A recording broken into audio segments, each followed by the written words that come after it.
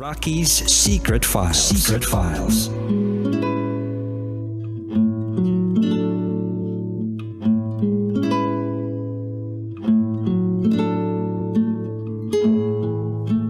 And we're back. Kasama niyo pa rin si DJ Rocky and this is Jiggy's Secret File. Si Jiggy na natagpuan ng taong minamahal dahil sa kanyang minamahal na aso. Tsaka siya binitawan ng kanyang aso nung malaman niya na kasama niya na ang tamang tao. Nahango sa totoong buhay at istorya ni Rakitera at ng kanyang asawa. Ay, kaya eto na naman ako, naiiyak-iyak, 'di ba? Kasi totoong buhay po ito eh. Pinag-isipan ko talaga kung i-ere ko to, pero eto na, finally, naglakas loob ako na, sige, ere ko na to ngayon. Ngayon po, pakinggan na natin ang mga kabisyo nating nag-share ng kanilang mga thoughts, comments, suggestions, and violent reactions. Ito po ang sabi ng ating kabisyo na si Maria Sherlyn ko. Maiksi lang talaga ang buhay nila at tayo lang ang meron sila. Kaya pag kaya natin bigyan sila ng time, ibigay natin yun sa kanila. Sabi pa nito Neth Luwalhati, mahirap, masakit. Lalo't makikita mo pa yung mga picture. Ang dami-daming picture sa mga cellphones ng alagang aso. Ito pa po ang sabi ng ating kabisyo na si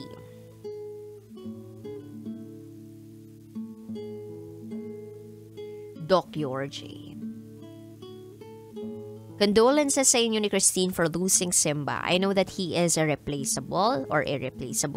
Kahit ilang alagang aso pang pumalit sa kanya, hindi na sayang ang 8 years ni Simba with you. 8 years all led to a life of eternity with Christine. Acknowledgement of your loss is the first step in the healing process. Acceptance is the next, but the last is always accordance, according to God's will. Instrument si Simba sa will ni God. Best wishes sa inyo ni Christine. God bless. Thank you so much, DJ Ra. Ito pa sabi ni Darwin, condolences to you, Jiggy. Well, yung kasal ninyo ni Christine ang naging sign na tapos na ang layunin ni Simba sa mundo.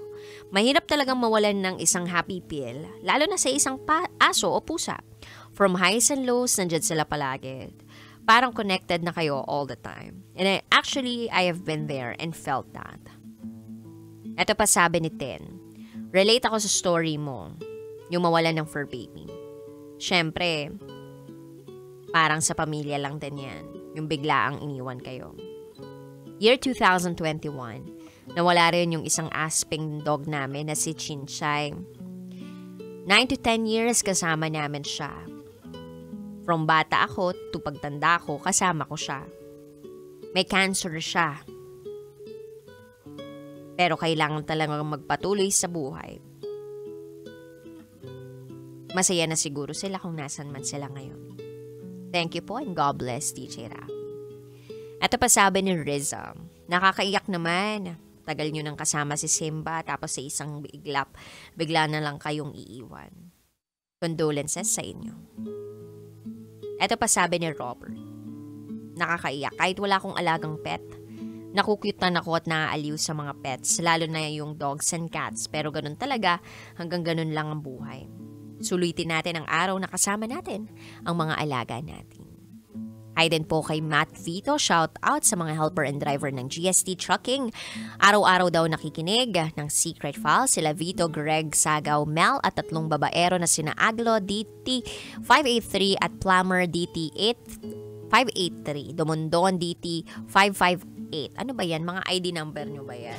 Employee number nyo ba yan? Kimi Cospe says, super painful. I lost a dog twice and now I have 4 cats and I'm not sure how painful it will be if that day comes. Sabi ni Ness Simeon, nililibang ko na lang po yung sarili ko sa mga alaga ko. Mads Muñones says, namatay favorite dog namin this year. Grabe yung pinalit sa amin, isang baby boy. Oh. Sabi pa ni Richie, I just lost my dog few weeks ago. Ang sakit talaga. He was my baby for 2 years and he just left me. Alam niyo po ba yung resident dog din namin dito sa MBC? Bigla na lang din na hit and run. Yun, namatay. And ang balita pa, I'm not sure how true is this pero, meron siyang girlfriend. And currently, buntis yung girlfriend niya. So that means, may iniwan pa siyang alaala dito sa amin. Yung MBC Media Group dog namin, if nakikinig kayo, nanonood kayo or nakatutok kayo dun sa mga social media accounts namin, ang pangalan nun ay, ano nga pangalan niya? Buster. Nakalimutan bigla. Si Buster, oo. As in, tumatambay yan dito sa tapat ng MBC building. Kumbaga, dog siya dito, tas may mga tropa siya dyan. So, na-hit and run. Imagine ninyo na parang okay naman siya kinabukasan. Okay naman siya kinagabihan, tapos biglang tanghali, masasagasaan. Sa totoo lang, pagkatapos ko pong umere nung gabi, kita ko pa siya, nakatambay sa labas Buster, ganun lang. So, napakaigsi rin talaga ng buhay, kabisyo. No? Hindi mo akalain na sa isang iglap, bigla na lang mawawala yung isang tao, isang aso, alaga mo. Kaya you should really make the most out of it. Kumbaga, hiram lang ang buhay. Sulitin natin. Kapag binigyan ka ng oportunidad na alagaan ng isang creature sa mundong ito, then you make the most out of it. You give the love and care that entity deserves.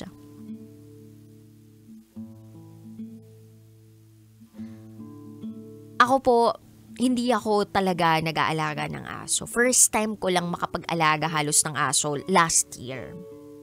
Wala akong ka-idea kung ano ba yung pakiramdam na maging fur mom o maging dog owner. Wala, as in wala. So, I needed to research kung ano ba yung bawal sa kanila, ano yung mga dapat mong gawin sa kanila, ano yung mga kapagpadisiplina sa kanila, yung mga ganun bang bagay.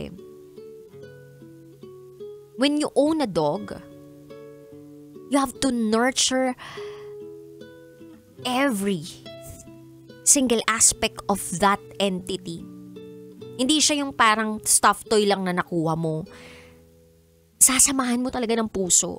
Pag nagkasakit, dadalhin mo sa pinakamalapit na vet. Susubukan mo, gagawan mo ng paraan para may pangkain, para may panggamot. Minsan nga mas mahal pa yung gamot niyan kaysa sa totoong tao. And sorry to say this minsan mababalitaan mo yung ibang kamag-anak mo namatay. Pero parang para sa'yo yung impact nun parang, namatay, condolences, ganyan.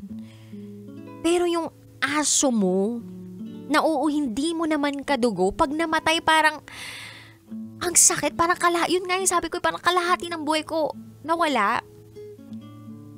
Partida, 8 months ko lang nakasama yung dog namin yun Kasi kapag tatai ako, magtututbrush ako, alam niyo yung the day of our wedding, yung night before our wedding, kasama ko siya dun sa room and he was there. Alam niyo kung paano niya ako ginising nung araw ng kasal namin. Inawakan niya yung kamay ko, dinilaan niya. So parang it was a sign na, uy, gising ka na, araw natin ngayon. Parang ganun yung feeling ko. Tapos sinamahan niya akong maligo. Kalahin mo aso, diba? Kasama ko naliligo. Kasama ko yan. Kulang na nga lang, pati sa pagligo kasama ko. Kaya lang takot kasi yun sa tubig. So yun, nakabantay lang siya sa akin sa pagligo. Nag-prep ako ng skin ko, nag-blower ako. Nandiyan lang siya sa gilid, nanunood sa akin. Kung hindi man nanunood, nagpapahinga lang sa tabi. Ganun. Tapos, after nun and all, kinuha na siya ng pamangkin ko. Kasi nga, sobrang love siya ng family namin. As in, super love ng family namin si Sims.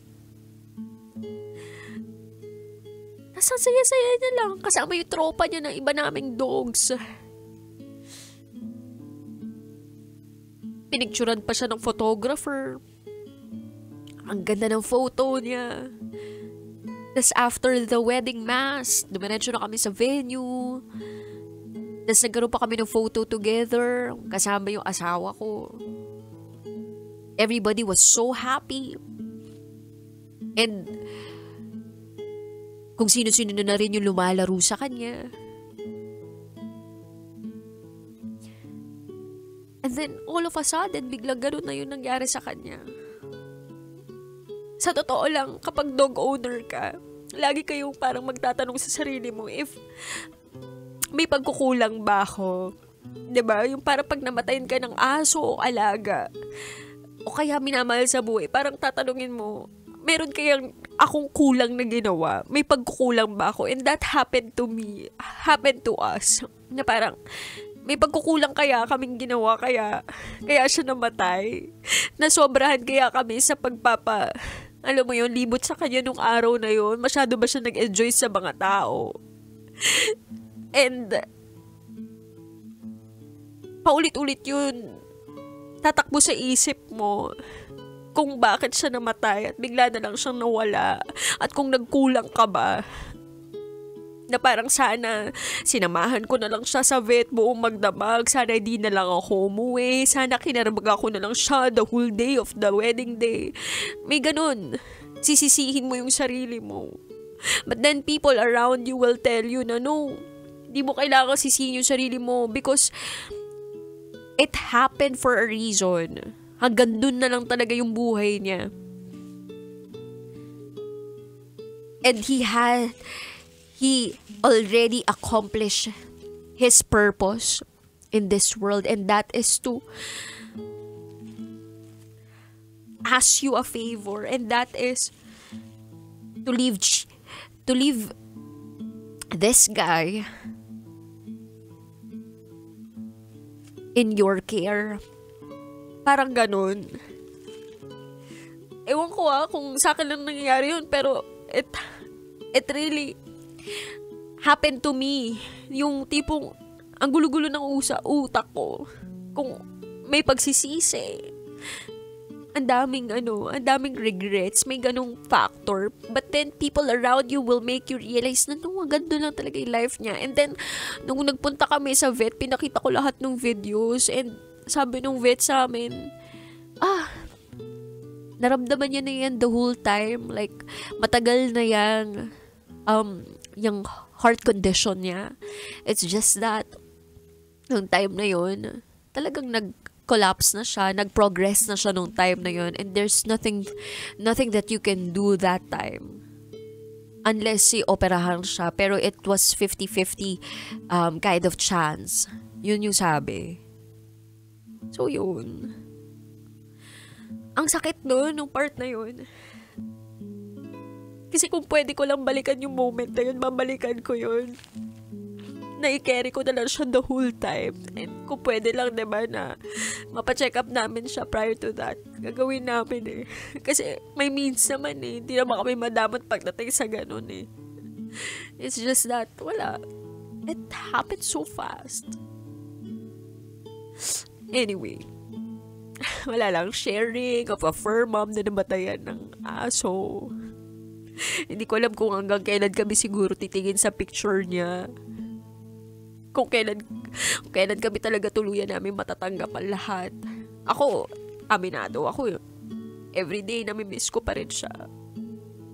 Everyday tinitingnan ko pa rin yung picture niya. Yung parang anak, ganun yung feeling. So pero parang anak mo. Everyday, parang nababaliw ka nga, ganun yung peg Yung parang tinitingnan mo kung nandiyan yung picture niya. Yayakapin mo yung pinagawa mong pillow sa kanya. Nagpagawa ako ng table na nandun yung huli niyang sinuot. Na naka-resin, naka-epoxy. Ganun yung pakiramdam. Na parang nababaliw ko na ewan. So, I hope kung sino man yung dumadaan sa pinagdaanan ko din, maramdaman nyo hindi kayo nag-iisa na. Hindi nyo rin maisip sana na, baliw ka pero hindi ka nag-iisa. Ganun. Kaya natin to. We move forward, and these creatures who made us feel loved and cared of will forever live in our hearts. So, yun lang. Sa mga kabisyo natin na gustong mag-share ng kanilang secrets, share it to me, raketera@gmail.com. I gotta say, BRB as in bathroom break. You're still with me, DJ Raki, and you are listening here sa stasyong number 1 sa mga pet malung gumapang sa kakalsadahan. 90.7 Love Radio. Kailangan pa bang i-memorize yan? Basic. Susunod na po programang Top Secrets. This is Jiggy's Secret File. Kailangan pa bang i-memorize yan? Love Radio. Basic!